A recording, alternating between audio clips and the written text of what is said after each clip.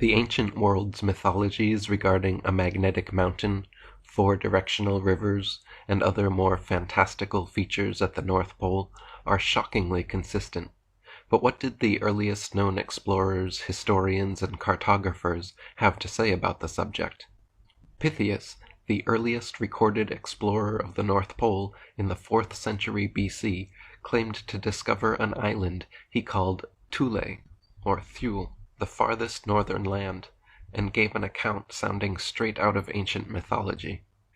In his lost book entitled On the Ocean, Pytheas wrote, "The island was more than 40,000 stadia, and in this region there was no longer either land properly so called, or sea or air, but a kind of substance concreted from all these elements, resembling a sea lungs, a thing which the earth, the sea, and all the elements are held in suspension, and this is a sort of bond to hold all together, which you can neither walk nor sail upon."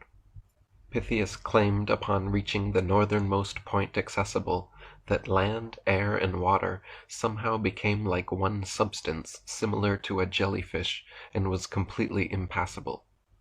Little remains of Pytheas's original account, but second-hand sources like Strabo inform us regarding the inhabitants of the surrounding northern islands. He says that of the animals and domesticated fruits there is an utter dearth of some, and scarcity of others, and that the people live on millet and other herbs, and on fruits and roots, and where there are grain and honey, the people get their beverage also from them. As for the grain, he says, since they have no pure sunshine, they pound it out in large storehouses, after first gathering in the ears thither, for the threshing floors become useless, because of this lack of sunshine, and because of the rains. Pliny the Elder also wrote of Pytheas's journey in his Naturalis Historia, stating that, on summer days, the sun approached nearer to the top of the world, owing to a natural circuit of light, the underlying parts of the earth of continuous days for 6 months at a time, and continuous nights when the sun has withdrawn in the opposite direction towards winter. Pytheas of Marilus writes that this occurs in the island of Thule, 6 days' voyage north from Britain. Pytheas states that north of Britain the tides rise 80 cubits.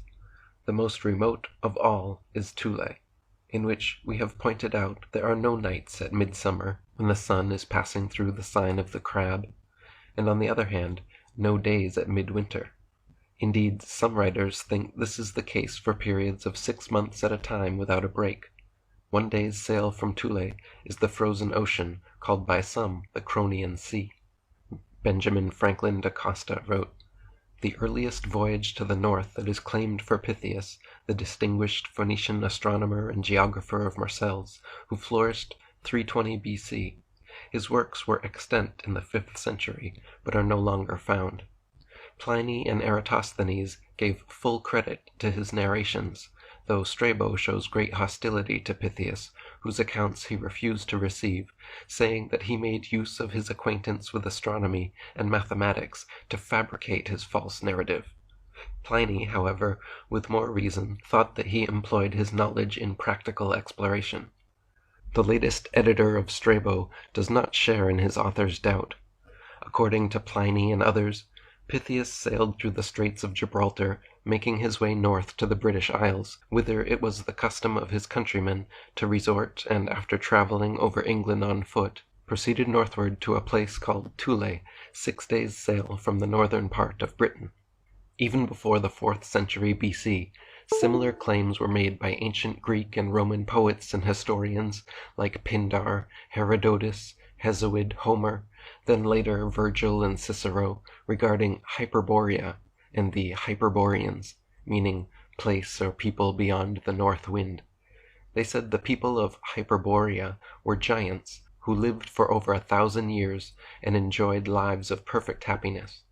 In another lost book, written in the 4th century B.C., Hecatus of Abdera collated all the known stories written about the Hyperboreans.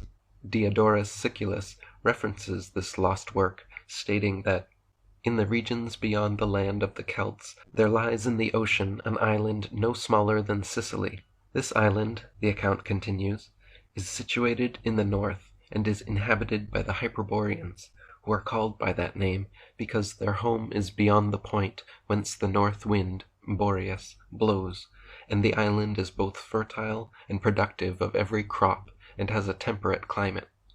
The classical Greek poet Pindar wrote that "never the muse is absent from their ways.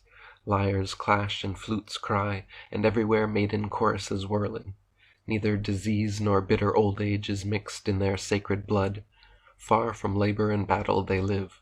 And reminiscent of Pythias's strange account, Pindar stated that "neither by ship nor on foot would you find the marvelous road to the assembly of the Hyperboreans." Similar to Thule and Hyperborea, the Celts also had their northern terrestrial paradise, known as Avalon. Saint Brandon, son of Finlogo, a famous saint of the Irish Church, who died in 576 A.D., was allegedly the first to reach this land during a sea voyage to the north. Similar to other ancient accounts, Saint Brandon mentioned a fountain with 4 directional streams, and claimed there were "magnificent castles and castle halls lighted with self-luminous stones, and adorned with all manner of precious jewels, surpassing description." In 1035 A.D., Archbishop Adalbert, the vicar of Scandinavia, sent a team of Frisian nobles to explore the northern polar region, after which Adam of Bremen recorded their experiences in the book Gesta Hammaburgensis Ecclesiae Pontificum. Similar to accounts of the Hyperboreans, the Frisian explorers claimed to reach an island where they encountered giant human beings living in caves and underground hollows. The giants' domiciles were adorned in gold and precious metals, which some of the Frisians stupidly attempted to steal, and were swiftly chased back to their boats, minus one of their comrades caught by a giant who, quote, "in a twinkling tore him to pieces before their eyes." They never reached the North Pole or a magnetic mountain, but did encounter an incredible feature long alleged to surround them.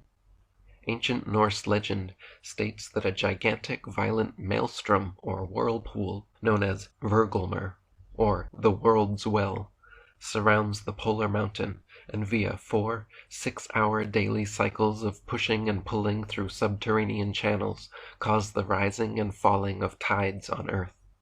Adam of Bremen recounts the Frisian explorers' deadly encounter with this abysmal chasm as such. Of a sudden they fell into that numbing ocean's dark mist which could hardly be penetrated with the eyes, and behold, the current of the fluctuating ocean whirled back to its mysterious fountainhead, and with most furious impetuosity drew the unhappy sailors, who in their despair now thought only of death, on to chaos. This, they say, is the abysmal chasm, that deep in which report has it that all the backflow of the sea, which appears to decrease, is absorbed and in turn re-vomited, as the mounting fluctuation is usually described. As the partners were imploring the mercy of God to receive their souls, the backward thrust of the sea carried away some of their ships, but its forward ejection threw the rest far behind the others. Freed thus by the timely help of God from the instant peril they had had before their eyes, they seconded the flood by rowing with all their might. Besides the Norse legends of Virgulmer, historical records of this world well can be found as early as the 8th century A.D., when Paulus Diaconus, or Paul the Deacon, Benedictine monk, scribe and historian of the Lombards, wrote in his Historia Langobardorum that "not far from the shore, where the ocean extends without bounds, is that very deep abyss of waters which we commonly call the ocean's navel.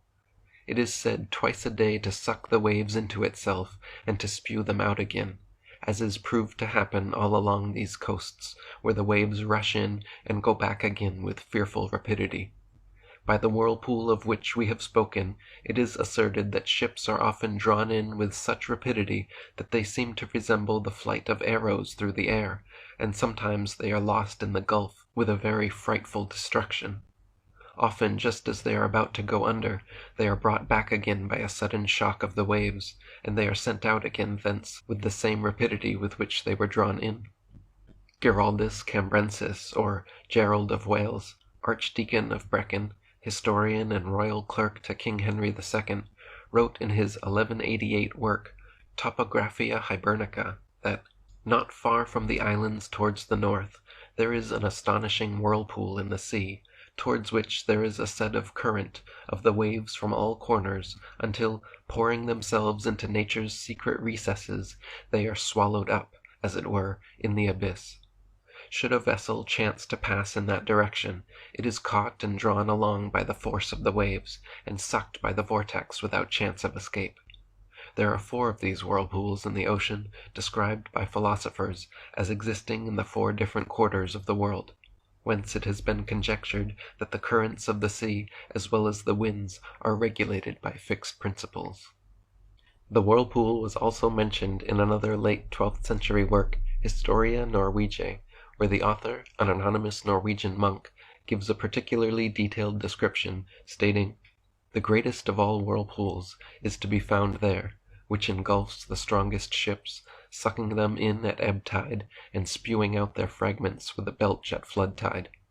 There is a very deep abyss in the earth itself, and alongside it are open-mouthed caverns containing winds which are said to be brought forth by the breathing of the water, and these are the breath of gales. Indeed, by their breathing, these winds draw to them the waters of the sea. Through hidden passages in the earth, they shut them up in the vaults of the abyss, and then by the same force drive them out again, causing sea surges, spates, and the whirling of waterspouts.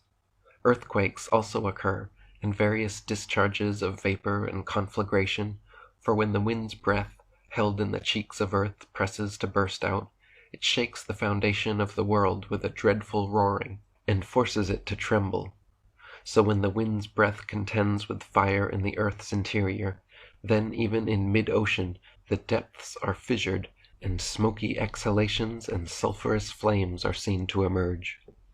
By the 13th century A.D., the idea of a magnetic mountain at the North Pole was widely known enough that Italian poet Guido Guinizelli actually used it as a simile for the power of his woman's love. The section from his poem, "Madonna, the fine love I give you," translated reads, "In that land beneath the north wind are the magnetic mountains, which transmit to the air their power to attract the iron, but because it is far away, it needs help from a similar stone to make the compass needle turn towards the pole star." In the 14th century, 2 lost books, Inventio Fortunata by Nicholas de Lin and the Itinerarium of Jacobus Senoyen, mention the magnetic mountain, 4 directional rivers, and encircling whirlpool said to change every 6 hours, causing the tides, comparing them to the breath of God at the navel of the earth, inhaling and exhaling the great seas. Many citations from the 2 books are made by more modern sources, but surviving copies have unfortunately all been lost to antiquity.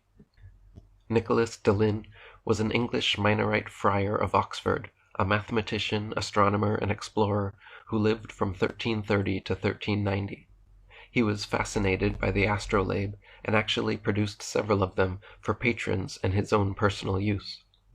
John of Gaunt, Duke of Lancaster, even commissioned Nicholas to produce an astrolabe and a calendarium of complete astronomical tables covering 1387 to 1463, which were later used to create nautical almanacs.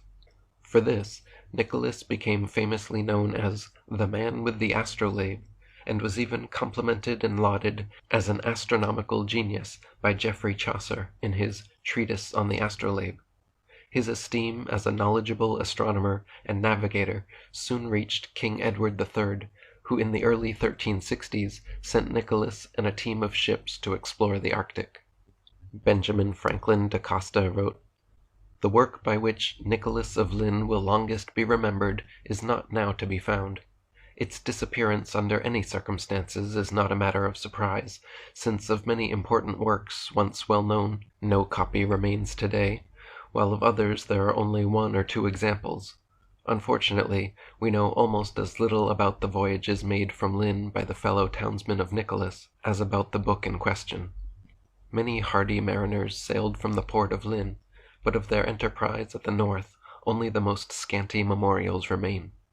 It is nevertheless clear that their activity was appreciated by Edward III, while their neighbors of Blakeney were several times favored by that king on account of their superior merit. What we know about Nicholas de Lin, his polar explorations, and his lost book now come from existing citations and quotations from his contemporaries and readers. One such man was Jacobus Snoyen, a Dutch explorer who composed a book of travel epics in Flemish, also lost to antiquity, but quoted and reprinted in later works still available. Snoyen is referenced as learning from the Minorite Nicholas de Lin that large parts of the polar indrawing sea did not freeze over in winter. Speaking of Nicholas, Snoyen wrote, "The priest who had the astrolabe related to the king of Norway that in 1360 A.D. there had come to these northern islands an English Minorite from Oxford who was a good astronomer. Leaving the rest of the party who had come to the islands, he journeyed further through the whole of the north, and put into writing all the wonders of those islands, and gave the King of England this book, which he called in Latin Inventio Fortunatae, which book began at latitude 54 degrees, continuing to the pole." Both Nicholas and Snoyen's books contained a detailed map of the Arctic derived from Nicholas's journeys, which included a magnetic mountain at the North Pole, 4 directional streams, encircling whirlpool, and surrounding islands. Luckily for posterity, a version of this map still survives to this day, because it was used for Johannes Ruij's 1508 map of the world, and later reproduced in detail and published in 1595 by the most well-known cartographer in history, responsible for the most popular maps ever created, Gerardus Mercator. On the legend of Ruij's map, Nicholas de Lin's Inventio Fortunata is referenced as its source, stating that "it is written in the book of the fortunate discovery that under the Arctic pole there is a high magnetic rock 33 German miles in circumference. A surging sea surrounds this rock, as if the water were discharged downward from a vase through an opening to 4 mouths below. Around are islands, of which 2 are inhabited. Mountains vast and wide surround these islands, 24 of which deny habitation to man." Another inscription on Ruij's map describes the incredible magnetic effect of the polar lodestone mountain, stating, "Here the ship's compass loses its property, and no vessel with iron on board is able to get away." Chet van Duzer wrote, "A world map by Johannes Ruij, the Universalior Cogniti Orbis Tabula, published in an edition of Ptolemy's Geographia in Rome in 1508, shows 4 islands around the North Pole. 2, the one north of Greenland, and its opposite across the pole, are labeled Insula Deserta. The one north of Europe is that of the Hyperboreans, and the one north of America is labeled Aranfe. He labels the waters within the 4 islands as the Mare Sugenum, and speaks of a violent whirlpool that sucks the incoming waters down into the earth. In addition, his map shows a ring of small, very mountainous islands around the 4 islands, which numerous islands Ruij says are uninhabited. This would seem to indicate that the book written by Nicholas of Lin was known to the mapmaker, while also it may have been known at Rome. It is evident that the polar region was drawn more or less in accordance with some plan by Nicholas, which was combined with later material. Around the magnetic rock, immediately under the pole, are 4 islands, Aranfe, Insula Deserta, Hyperbore Europa, and Insula Deserta. Outside of these islands are smaller and mountainous islands, arranged in a semicircle, while the peninsula of Pilapalanti, with its base resting upon Europe, pushes out into this druidic arrangement of islands, bearing up what is intended to represent a church, with the legend Sancti Adolphi. Eastward of this peninsula is the Provincia Obscura and the Mare Sugenum. Westward of Berga Extrema, another peninsula enters the groups of islands, which is pierced by Planura de Berga at the extreme west. The Mare Sugenum also fills the west. South of Greenland is Terra Nova, or Newfoundland. From the Mare Sugenum, the water flows northward through the 4 openings into the polar basin.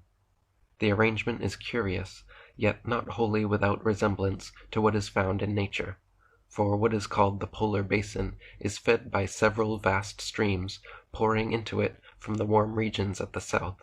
These streams also create counter-currents, which flow southward, bearing enormous quantities of the heaviest ice. Swedish historian Olaus Magnus wrote of both the magnetic mountain and surrounding whirlpool in his 1555 work Historia de Gentibus Septentrionabilis, a description of the northern peoples, stating it to be a well-known fact that ships in the north must be built with wooden pegs, as iron nails would be pulled out by the northern lodestone mountain, and that, quote, between Roest and Lofoten is so great an abyss, or rather Charybdis, that it suddenly swamps and swallows up in an instant those mariners who incautiously approach. Pieces of wreckage are very seldom thrown up again, and if they come to light, the hard material shows such signs of wear and chafing through being dashed against the rocks that it looks as if it were covered with rough wool. Just 2 years later, in 1557, English explorer Anthony Jenkinson also wrote of the whirlpool, saying, "Note that there is between the said Rost Island and Lofot a whirlpool called Mallestrand, which from half ebb until half flood maketh such a terrible noise that it shaketh the rings and the doors of inhabitants' houses of the said islands 10 miles off. Also if there cometh any whale within the current of the same, they make a pitiful cry. Moreover, if great trees be carried into it by force of streams, and after with the ebb be cast out again, the ends and boughs of them have been so beaten that they are like the stalks of hemp that is bruised." A few decades later, in 1591, Schonebold, a man who was sheriff of Lofoten and Vesteralen for over 20 years, wrote a similar description, claiming that, quote, iron rings on house doors are shaken hither and thither by the rushing of the current. Whales who cannot go forward on account of the strong stream give a great cry and then are gone. And great trees, spruce or fir, which disappear in this current, and when at last they come up again, then all the boughs, all the roots, and all the bark is torn off, and it is shaped as though it had been cut up with a sharp axe. The most famous map-maker who ever lived, and likely the only person in the history of cartography to become a household name, Gerardus Mercator, known for his meticulous accuracy and responsible for the popular Mercator projection, lived from 1512 to 1594 and created hundreds of detailed maps. The year after his death, in 1595, his family compiled his life's work into an atlas, which included never-before-released reproductions of Nicholas Delisle's maps of the polar regions, specifically the Septentrionalium Terrarum Descriptio. This incredible map shows the polar magnetic mountain, said to be the highest in the world, named Rupes Nigra, encircling whirlpool, 4 directional rivers, and surrounding islands in fine detail, along with several revealing inscriptions. Chet Van Duzer wrote, "The map shows a North Pole that is very unfamiliar to modern eyes. At the center of the map, and right at the pole, stands a huge black mountain. This mountain was made of lodestone, and was the source of the Earth's magnetic field.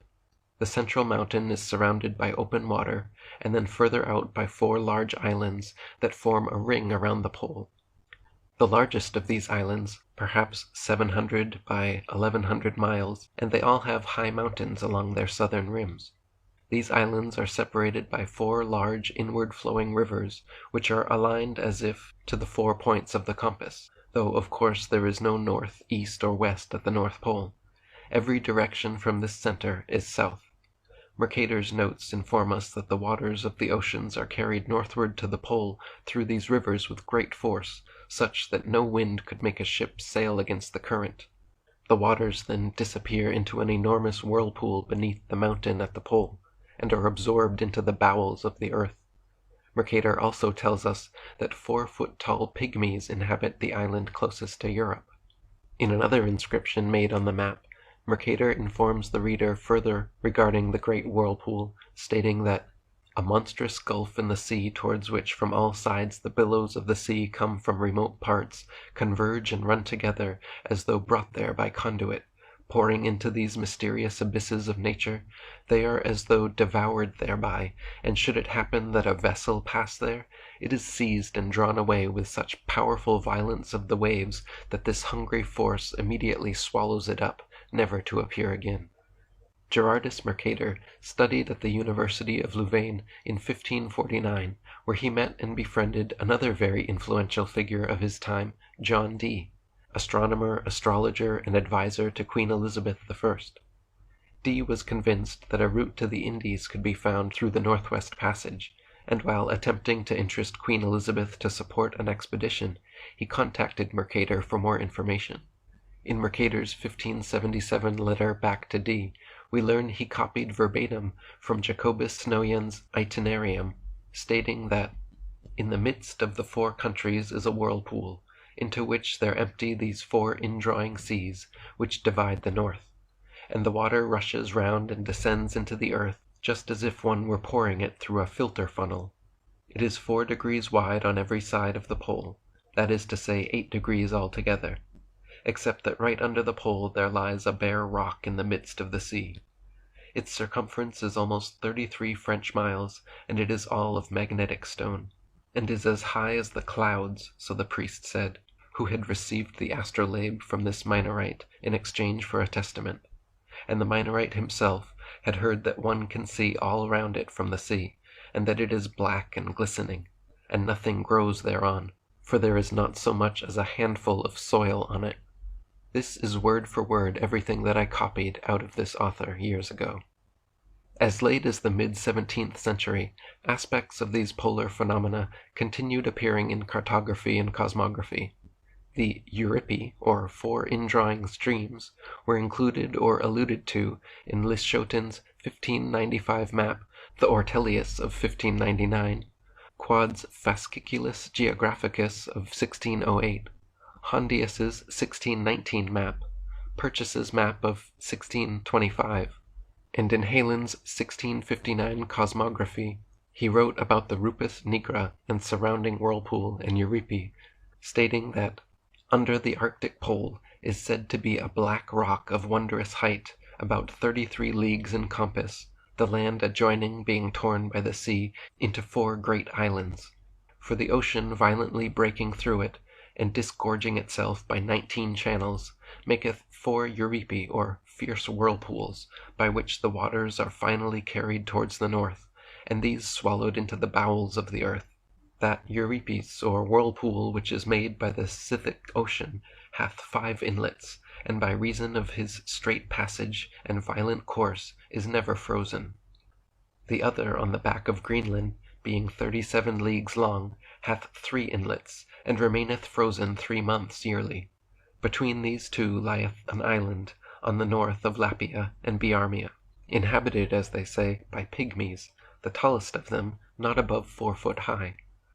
A certain scholar of Oxford reporteth that these 4 Euripi are carried with such furious violence towards some gulf, in which they are finally swallowed up, that no ship is able with never so strong a gale to stem the current, and yet there is never so strong a wind as to blow a windmill. There is modern circumstantial evidence that lends strong credence to this idea as well. The largest publicly known maelstrom in the world is called Saltstraumen, just north of the Arctic Circle in Norway, where 400 million cubic meters of water pass through a 3-kilometer long, 150-meter wide strait, reaching speeds of 10 meters per second. Similar to legends of Vergelmer, this northern whirlpool actually arises exactly 4 times per day, every 6 hours, along with the shifting of the tides. In fact, the majority of naturally occurring whirlpools in the world, including the famous Naruto whirlpools in Japan, form 4 times per day, every 6 hours, as the tides change.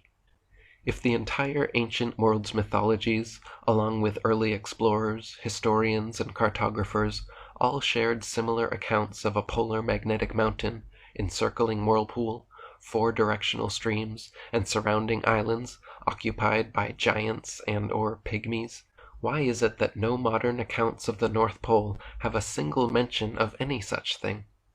How is it possible for such consistency in polar geography to exist throughout the ancient world? Why have all these features suddenly disappeared from modern maps? Were the ancients all completely mistaken with regards to the North Pole? Or are we now, in modern times, the victims of a concerted cover-up, and being deceived about what is really at the pole?